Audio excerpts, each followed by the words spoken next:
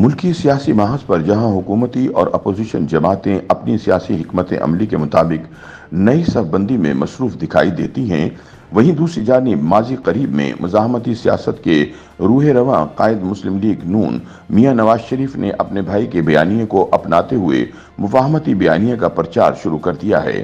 پاکستان مسلم league نون کے صدر اور سابق وزیر اعظم نواز شریف نے جہاں حکومتی اتحادیوں کے تحفظات دور کرنے کا فیصلہ کر لیا ہے، وہیں اپوزیشن جماعتوں سے بات چیت کے لیے بھی ایک 3 رکنی کمیٹی تشکیل دی ہے۔ اس کمیٹی کو اپوزیشن جماعتوں نے بشمول پاکستان تحریک انصاف کے ساتھ سیاسی اور معاشی معاملات پر اتفاق رائے پیدا کرنے کا مینڈیٹ دیا ہے۔ اس حوالے سے مسلم لیگ نون کے ایک سینئر رہنما نے بتایا کہ نواز شریف اپوزیشن جماعتوں کے ساتھ مل کر ملک میں سیاسی اور معاشی استحکام لانے کے خواہاں ہیں اور تشکیل دی گئی کمیٹی کے ذریعے اپوزیشن جماعتوں سے باضابطہ بات چیت کا آغاز کیا جائے گا۔ تاہم پی ٹی آئی کے رہنما شعیب شاہین نے ابھی تک کسی حکومتی کمیٹی کی طرف سے بات چیت کے لیے رابطہ کرنے کی تردید کی ہے۔ دوسری جانب سیاسی ماہرین نے اپوزیشن جماعتوں سے بات چیت کے لیے کمیٹی کی تشکیل کو خوش آئین قرار دیا ہے، تاہم وہ سمجھتے ہیں کہ صرف کمیٹی کی تشکیل سے اپوزیشن جماعتوں کے ساتھ سیاسی اور معاشی محاذ پر اتفاق رائے پیدا کرنا مشکل ہوگا۔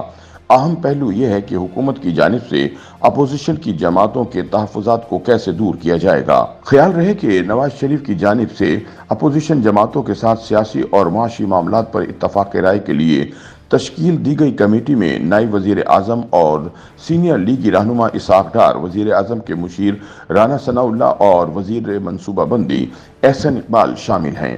کمیٹی وفاقی سطح پر اپوزیشن جماعتوں کے ساتھ رابطہ کرے گی، لیکن حلقوں کا دعویٰ ہے کہ اپوزیشن کی جماعتوں سے رابطوں کا آغاز بھی کر دیا گیا ہے۔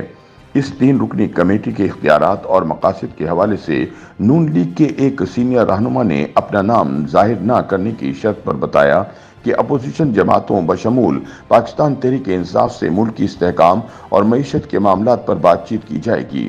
ان کا کہنا تھا کہ نواز شریف سمجھتے ہیں کہ ملک میں سیاسی اور معاشی استحکام کے لیے سب جماعتوں کو ساتھ لے کر چلنا ہے، تاہم اب دیکھنا یہ ہے کہ اس پر اپوزیشن جماعتیں کیا موقف رکھتی ہیں۔ انہوں نے اس امکان کا بھی اظہار کیا کہ آئندہ ہفتے کمیٹی اپوزیشن جماعتوں کے ساتھ باضابطہ ملاقات بھی کر سکتی ہے۔ دوسری جانب پی ٹی آئی کے سینئر رہنما شعیب شاہین نے کہا کہ اگر حکومت نے بات چیت کے لیے سنجیدگی کا مظاہرہ کیا تو ہم بھی اس پر غور کریں گے۔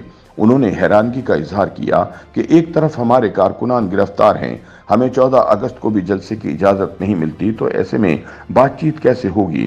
شعیب شاہین نے حکومت کے ساتھ مثبت بات چیت کے لیے سازگار ماحول کو ناگزیر قرار دیا ہے۔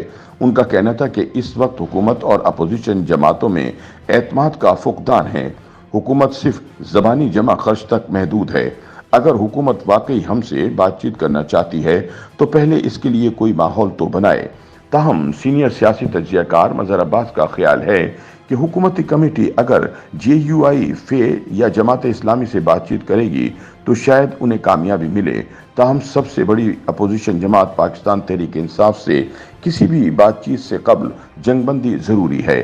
اگر دونوں طرف سے یوں ہی لفظی گولہ باری جاری رہے گی تو اس صورتحال میں حکومت اور پاکستان تحریک انصاف کے درمیان کسی اتفاق رائے کا امکان نظر نہیں آ رہا۔ انہوں نے بتایا کہ نواز شریف اس کمیٹی کے ذریعے کیا کرنا چاہتے ہیں ابھی یہ واضح نہیں، آگے چل کر ہی پتہ چل سکے گا کہ کیا حکومت سب جماعتوں سے بات چیت کرے گی یا وہ صرف مخصوص جماعتوں سے ہی بات چیت کا سوچ رہی ہے۔ معاشی معاملات پر اتفاق کے حوالے سے تجزیہ کار مظہر عباس کا کہنا تھا کہ آئی ایم ایف کے معاملے پر ملک میں سیاسی استحکام ضروری ہے۔ اگر خیبر پختونخوا کی حکومت کے ساتھ معاشی معاملات پر اتفاق رائے کے لیے کمیٹی کردار ادا کرے تو یہ ملک کے لیے مفید ثابت ہوگا۔ اس سے دونوں جماعتیں ایک دوسرے کے قریب بھی آ سکتی ہیں۔ سیاسی تجزیہ کار اور اینکر پرسن اجمل جامی نے اس معاملے پر تبصرہ کرتے ہوئے بتایا کہ نواز شریف کی جانب سے کمیٹی کی تشکیل قابل ستائش ہے، کاش یہ کاوش پہلے ہی ہوئی ہوتی۔ بہرحال دیر آیا درست آیا۔